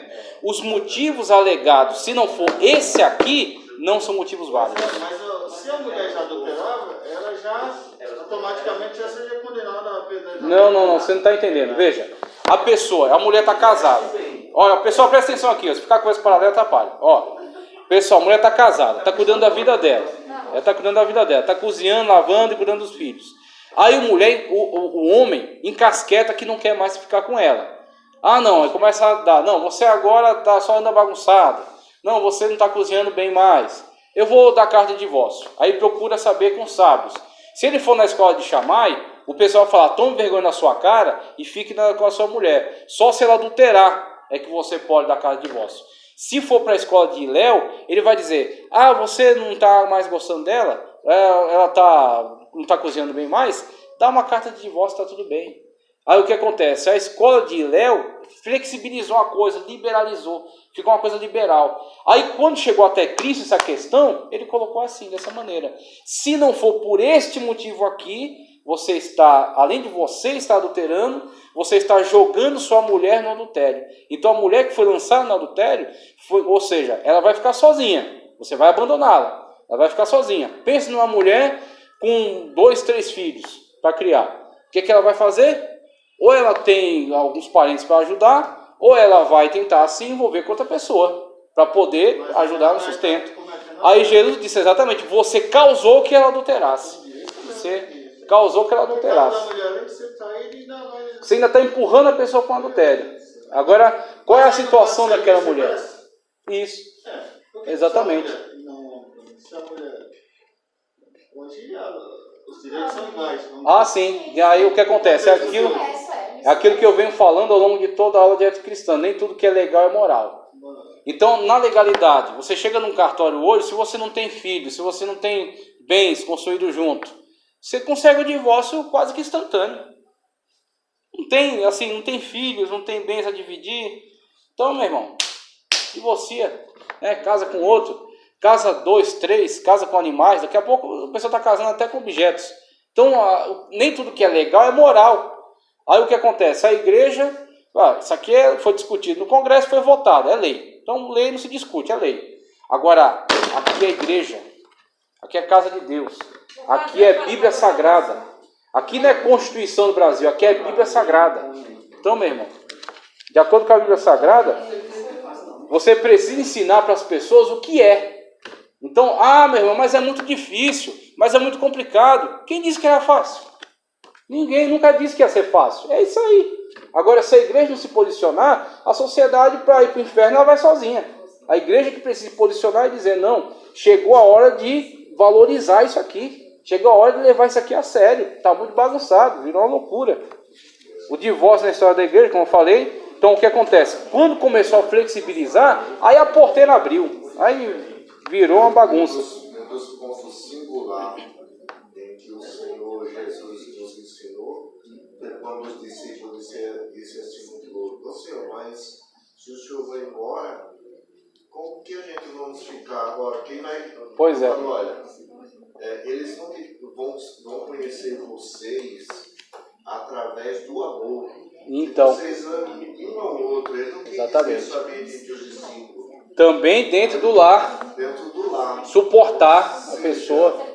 A partir do momento que o ímpio vê o cristão sensibilizado à sua esposa, ao seu lar, aos seus filhos, isso, ele vai dizer, esse é seguidor de Jesus. Exatamente. Agora, vendo a bagunça que virou, por que vocês acham que o evangelho perdeu muito da sua força na sociedade? Por que vocês acham que a igreja perdeu muito da sua moral na sociedade? Flexibilização, né? Não, mas tem incompatibilidade de projetos, incompatibilidade de sonhos, de planos, perdeu o romantismo. E quem disse que amor é romance? Quem pôs na cabeça desse povo, né, o pessoal que aprende as coisas por Hollywood, né, por filme. Quem disse que amor é romance, pelo amor de Deus? Amor é atitude, é respeito, é zelo, é cuidado pela pessoa. A pessoa fica com essa ilusão de sentimentalismo e acha que união de casamento é tipo aqueles comercial de margarina, onde a pessoa acorda sem bafo de onça, já dá logo um beijo no outro, já come um café na cama sem escovar o dente. Isso é o tipo de coisa que a pessoa está buscando, coisa que não existe. Eu comentando com ela agora, porque quando a gente vinha no caminho, porque os nossos primos, né, antes de eu vir voltar para a Assembleia de Deus, a gente fez umas visitas em algumas congregações. E a congregação, ela tem um temperamento de falar... Usando droga, né? Ele está lá dentro da igreja. Eu conheço um monte assim. É uma igreja que desincentiva a leitura bíblica, que não tem estudo. É só o que o ancião disser. O ancião disse, e aquele monte de revelação que a gente não sabe, né, de onde vem. Veja só, motivo para divorciar no Novo Testamento. A justificativa para o divórcio, alegada pela maioria dos intérpretes, tem sofrido várias objeções, com base nas palavras do Senhor Jesus, a não ser por causa de prostituição. Mateus 5,32 e 19,9. Alguns intérpretes têm dito que o divórcio por motivo de adultério deixa livre para um novo casamento ambas as partes. Aí onde entra o problema. Esse entendimento. Olha, a pessoa que sofreu, tá certo? Então ela está lá cuidando da sua vida. Aí a outra vai e adultera. Pronto. Ela, né, diante dessa traição, diante dessa quebra da aliança por parte daquela, é entendido, pode-se entender, que também não é tão firme assim, né? Pode-se entender que ela está livre para romper, né, uma vez que partiu da outra, né, para se desligar daquela e buscar um novo relacionamento. Mas aquela pessoa que cometeu adultério, a situação dela é incerta. Por quê? Porque de acordo com o Antigo Testamento, o que ela merecia, na verdade, é morte.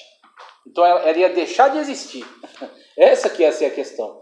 Hoje, qual é a situação dela? É uma coisa muito incerta, porque não foi. Eu não tenho elementos para dizer para você, porque o Senhor Jesus Cristo, ele não chegou nem a discutir. Quando ele traz a questão do que é adultério para ele, é uma coisa mais séria ainda, porque ele fala que até olhar para a mulher com cobiça sobre ela, para ele já é adultério.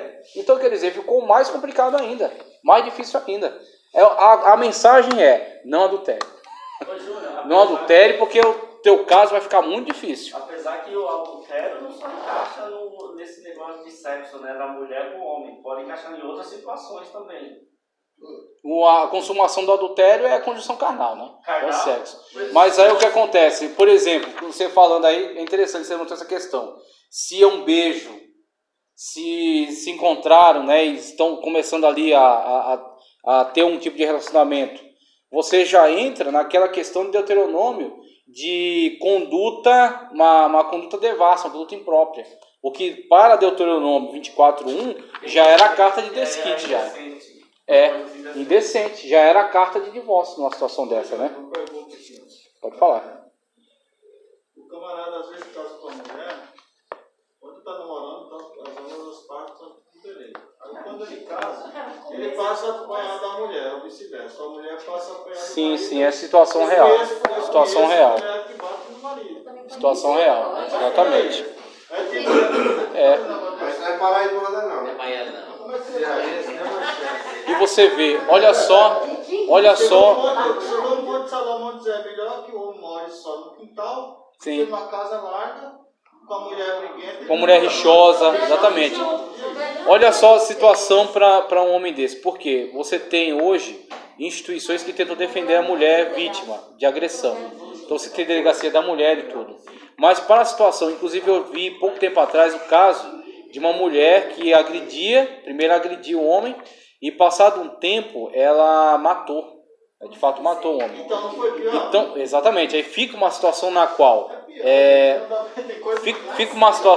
a pessoa fica exposta a risco. Aí o que acontece? A gente inegavelmente tem que optar pela segurança. A pessoa está em risco. Ela não vai poder permanecer naquela situação. Ela vai ter que, no mínimo, se proteger daquela pessoa. Como é que o pastor faz na casa dela? Aí, meu amigo, vai ter que discutir caso a caso. Por isso que a igreja, em certas circunstâncias, ela tem autoridade. Tá ok? Você tem, por exemplo, aquele texto bíblico onde diz: o que ligares na terra será ligado no céu. Esse texto, veja, ele é um texto um tanto complicado, porque ele pode dar margem a muitas coisas doidas por aí. Mas eu acredito que em certas circunstâncias, a igreja, às vezes até para o bem daquela pessoa, para a proteção dela, ela está em risco de vida. Ou, por exemplo, coisas piores que acontecem, a pessoa começa a abusar dos filhos, abuso sexual. Como que você vai tolerar uma pessoa que é abusadora dentro de casa? Então o que acontece? Você vai ter que, diante do caso, tomar uma decisão. Não, você não pode permanecer aí, você vai morrer. Você não pode permanecer aí porque está tendo um abuso. Aí não está pecando. Eu acredito que não. Um exemplo, lá na igreja do pastor João Figueiredo, o casal inventou de casar, marcou o casamento, alugou o sítio, fez uma festa, alugou o buffet, tudo. Quando chega na hora, o pastor falou: me dá aí o certidão do casamento. Não casou. Não. E aí, o pastor, na hora de fazer a cerimônia, o que ele fez? Ligou Sim. o pastor Paulo, que é advogado. Sim. Aí o pastor Paulo... Ele é juiz de paz, né? Ele correu, orou ali rapidinho e foi recorrer ali. Tem uma brecha que o pastor pode dar E aí tem um tempo, né, para ir lá e validar, né? Tem 30 dias para validar. Para validar, muito bem. Tá certo. Mas Sim.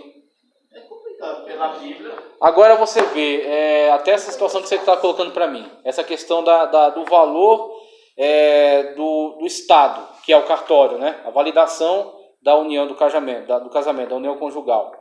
É claro, a gente não pode ignorar, inclusive a própria Bíblia dá respaldo para isso, para respeitar as instituições, respeitar o Estado, né, como autoridade. Só que, se a gente retroceder ao tempo do Novo Testamento, não tinha cartório. Como é que as pessoas validavam seus casamentos na época? Quem validava os casamentos, você tinha família, família e autoridade eclesiástica. Não, sacerdote. Era o sacerdote. Então, se eles se uniam, os pais, no caso, né, iam entrar ali num acordo, eles vão se casar, vai ter o dote, né, vai ter ali, né, a festa, o banquete, e vai ter o reconhecimento por parte da autoridade religiosa. Então, uma vez, inclusive... Ali tem uma autoridade. Tem uma autoridade, exatamente. É religiosa, mas é uma autoridade. Antigamente, aqui no Brasil, o padre, ele casava, ele dava certidão de nascimento, certidão de óbito. Exatamente. Então, a igreja, ela, em certo momento, tem que se posicionar e exercer essa autoridade, porque ela tem. Ela tem autoridade. Agora, é claro, sem passar por cima, sem ignorar a autoridade estatal, que também existe, né? Também é constituída. Júlio, Amós 3:3 diz, é uma pergunta. Porventura andarão dois juntos se não estiverem de acordo? Isso aí é bem ambíguo, né? É bem ambíguo, é bem aberto. Então, dois sócios, dois irmãos, dois amigos, sim, pode entrar, mas não tão específico, né? Não é força para... É uma pergunta. É uma pergunta. Exatamente. Aí o que acontece no casamento? De fato, não anda dois juntos se estiverem em acordo. Então, entre em acordo. Porque senão vai ficar ruim. Senão vai ficar difícil. Ah, meu irmão, entra assim. As bases do divórcio. Conforme já foi dito, o matrimônio é uma aliança entre o homem e a mulher que só termina com a morte. Isso significa que diante de Deus, nenhum Estado, então o Estado diga o que quiser dizer. Ele tem que atender à sociedade da sua época, né? Nem a própria igreja tem o poder de dissolver, pois o próprio Jesus disse, o que Deus uniu, o homem não deve separar. Muito bem. Mas ao que parece, o adultério também tem esse poder. Mas por quê? De acordo com alguns intérpretes, é porque o adultério produz no casamento o mesmo efeito produzido pela morte. Olha, o salário do pecado é a morte. Tá, aí você vai trazer algumas interpretações, e o problema aqui é o seguinte, aí começa a entrar um problema de exegese no meio. Porque tem alguns textos, tem textos que estão tratando de casamento. Tem textos que estão tratando de uma forma geral. O salário do pecado é a morte. Em que sentido? Sentido geral. Todos vão morrer, né, decorrência do pecado. Agora, podem vir a ressuscitar se forem salvos na pessoa bendita de Cristo Jesus. Está tratando de algo geral, meu irmão. Aí você quer pegar um texto que fala o geral da humanidade para você discutir questões específicas de casamento, você tem que pegar um texto relacionado com casamento. E aí você vai ter essa palavra do Senhor Jesus Cristo, que foi nessa tendência, e você tem Paulo, que traz também algumas discussões. Deixa eu encontrar aqui, a gente já vai... Vai ter intervalo? Tem? Então já vou liberar, veja só. Eu quero encontrar aqui onde ele começa a aproveitar alguma coisa de Paulo. Veja só. Com base no capítulo 7 da primeira carta de Paulo aos Coríntios, os primeiros dirigentes da igreja reformada, Lutero, Calvino, Zwingli, entendendo que além do adultério, a deserção voluntária e definitiva também anula o casamento. Paulo dedica quase todo esse capítulo ao ensino sobre casamento. Não há que duvidar que nenhum dos escritores bíblicos escreve sobre o casamento em nível tão significativo como Paulo. Ele mostra que o casamento é mais do que a união de dois corpos, mas também dois espíritos. Chega ao ponto de dizer que o cônjuge incrédulo é santificado pelo cônjuge crente. A luz da parte crente é tão poderosa que suplanta as trevas da parte descrente. Para ele, o casamento é algo tão nobre que serve para ilustrar a união da igreja com Cristo. O matrimônio, segundo Paulo, faz pelo homem na esfera da natureza o que a união com Cristo faz na esfera da graça. Em resposta às perguntas dos membros daquela congregação, ele começa dizendo que bom seria o homem não tocasse mulher. Mas com base na antiga aliança, na vontade de Cristo, na natureza humana, ele reconhece que cada homem deve ter a sua própria esposa e cada mulher o seu próprio esposo. Devido às atuais circunstâncias, ele começa a aconselhar os solteiros a não se casarem. Depois estende o assunto para os casados. Ele trata das duas categorias de casados. Os que tanto marido como mulher eram crentes e os que somente uma das partes era crente e a outra descrente. Com respeito ao primeiro caso, ele diz que, visto que, segundo a lei de Cristo, o casamento é indissolúvel, nenhuma parte tem o direito de repudiar a outra. Mas se, em violação à lei de Cristo, uma esposa tinha abandonado seu marido, ela era obrigada ou a permanecer solteira ou a reconciliar-se com seu marido. O apóstolo, assim, implicitamente reconhece o princípio de que pode haver causas que justifiquem que uma mulher abandone seu marido, as quais não justificam a dissolução do vínculo matrimonial. Se a parte incrédula está disposta a prosseguir com a relação matrimonial, a parte crente continua obrigada a ser fiel. Você entende que eu te falei pouco tempo atrás, que você falou sobre separação e divórcio, que eu enfatizei que uma coisa é diferente da outra por causa do texto de Paulo, que ele fala, olha, a mulher não consegue viver com seu marido, ele não diz por quê. Então, brigas, risco à vida, diversas tipos de situações. Então, ela se separa. Só que olha a cabeça de Paulo, ela se separa e fica na dela. Fica solteira, se preserva. Ela está separada, aí algum motivo de risco de vida, alguma coisa assim. Ela está separada dele, mas não está divorciada. E aí onde entra? Se ela quiser reconciliar-se, reconcilie-se com o seu marido. Ele fala, continua sendo seu marido, meu querido. Continua sendo ele. E aí, para divorciar-se dele, adultério ou morte.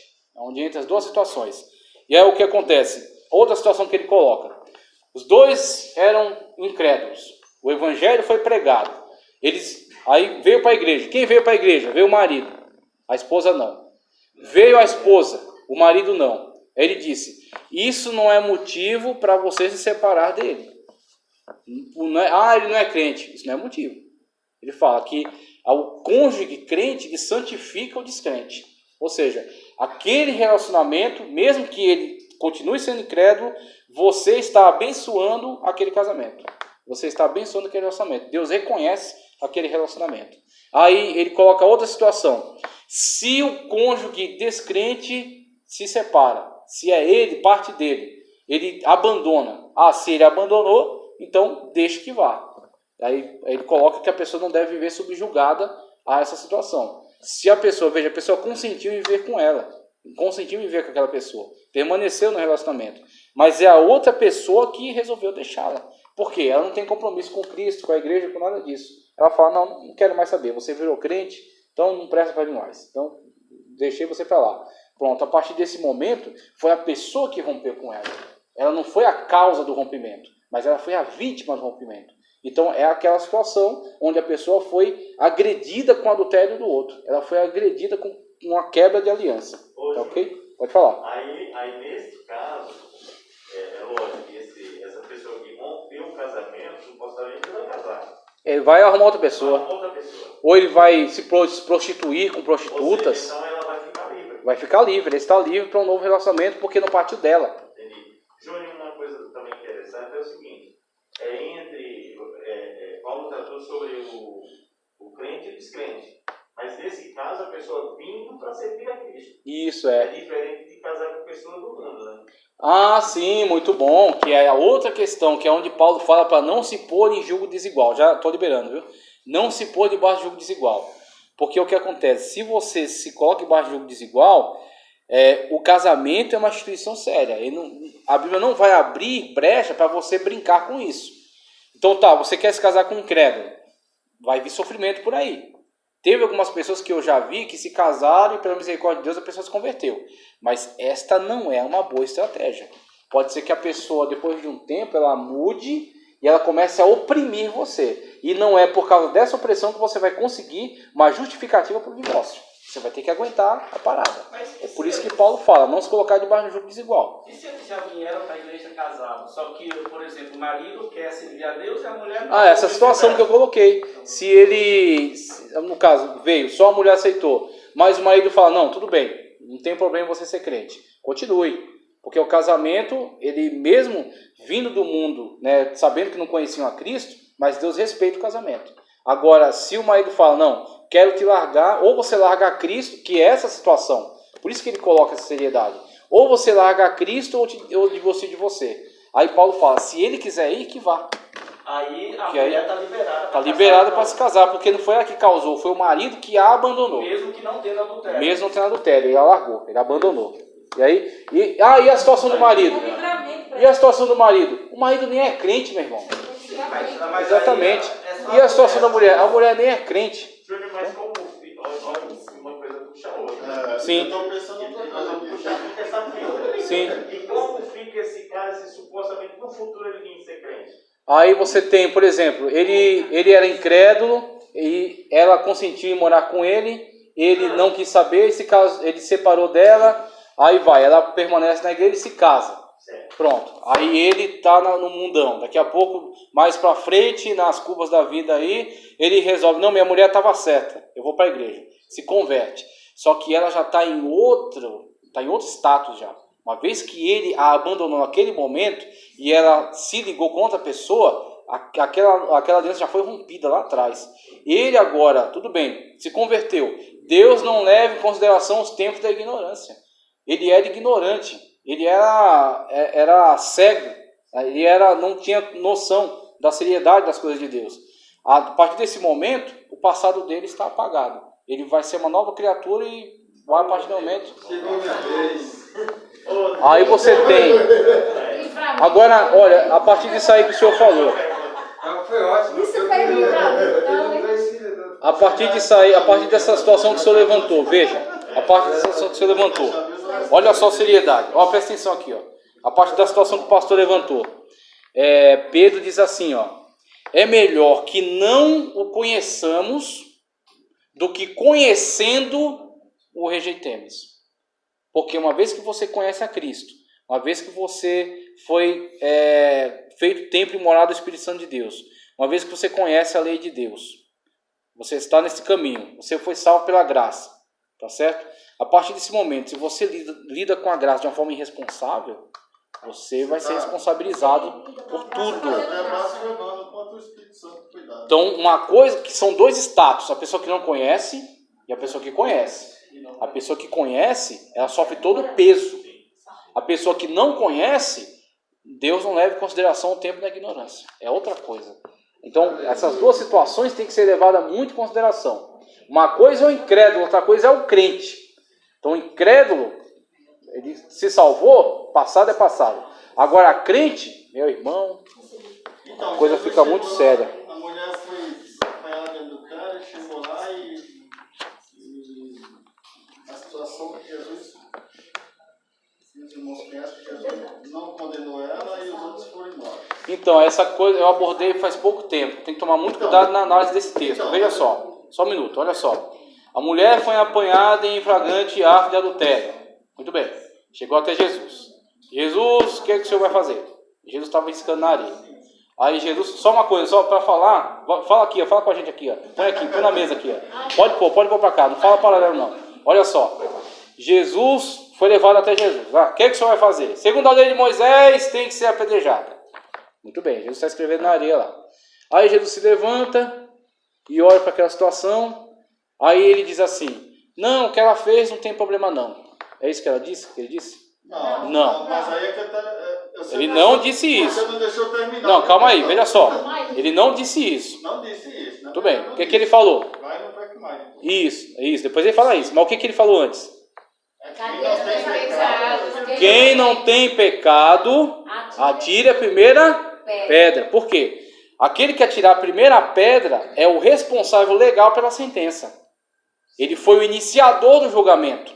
Ou seja, Cristo disse, quem estiver totalmente ok aqui, atire a primeira pedra. Mas o meu pensamento é onde você assim, tem. Mas essa mulher não tinha conhecimento da lei? Para cometer um adultério são quantas pessoas? Calma aí. Você tem que chegar no mesmo assunto que eu. Para cometer um adultério, quantas pessoas são? Porque um adultério com uma pessoa só é masturbação. Então, são duas pessoas. São dois. Quantos tinham lá? Um. Tá totalmente errado. Cadê o outro? Então, a questão, sim, ela é condenável.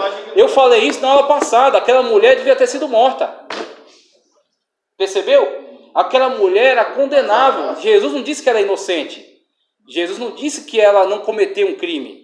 Ela cometeu. Só que as pessoas que estavam tentando julgá-la eram piores que ela. Essa é a questão. Esse é o negócio da graça. Olha, você acha que você tem condições de julgar aquela pessoa? Você é pior que ela. Então o que acontece? A graça veio para a salvação de todos, porque ninguém tem condições de julgar ninguém, está todo em pecado, está todo mundo condenável. Então o que acontece?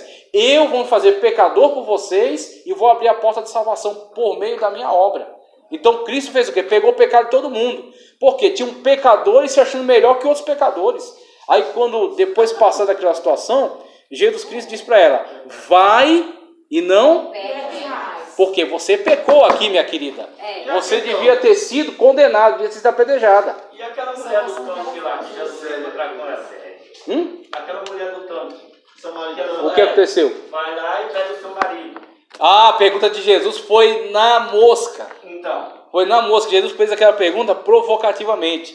Busca teu marido. Não tem um marido. Aí ele falou, dissesse bem. Ainda bem que ela falou a verdade. Por quê? Tiveste, né? E o que tens agora também não é teu. Então, quer dizer, você está vivendo uma situação, ou uma situação de... uma situação de adultério, porque ela está fora do relacionamento oficial. Então, o que acontece? Ela também é condenável. Tanto que ela ia buscar água ali fora do relacionamento com as mulheres, né? Fora no contato social. Então, porque ela também era condenável. Então, se você vê esses dois versículos aí, dá a entender que a chance pro coitado que... Coitado não, o cabra safado que adulterou, ser perdoado por Cristo. Ah, sim, por causa da graça. Então, por causa da graça. Então, ao mesmo tempo que ele está morto, ele não está. Sim, porque ele tem a chance de ser perdoado. Agora, o que acontece? O arrependimento que é o negócio. O arrependimento. A bondade de Deus é grande. Porque exatamente. Mesmo Caim, quando matou Abel, se ele se arrepende, ele tinha cansado. Deus deu a ele. O pecado já é a porta. Exatamente. Não é época da graça, mas exatamente. Por isso que eu preguei aqui, eu falei, Deus é Deus de graça desde sempre. Não é de ontem. Só ler aqui, vai para o intervalo que a menina deve estar desesperada.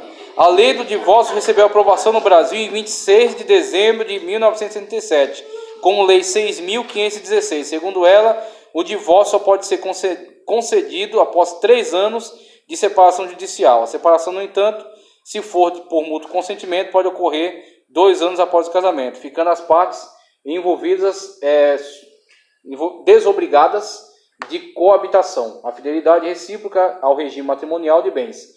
A separação ainda pode ser concedida quando requerida por um cônjuge que alegue conduta desonrosa do outro, desde que haja 5 anos comprovado de ruptura de vida comum e seja confirmada a impossibilidade de reconciliação, ou ainda em caso de 5 anos de doença mental incurável, manifestada após o casamento. Mesmo assim, em tais casos pode ser negada a separação. Aí você vê como o casamento, até para a instituição estatal, ele não é brincadeira, é coisa séria, tá ok? Então intervalo, só que intervalo rápido, hein? Que a gente avançou nessa discussão aí. Vocês ficaram quebrando pau aí com o negócio de casamento e levou a aula toda.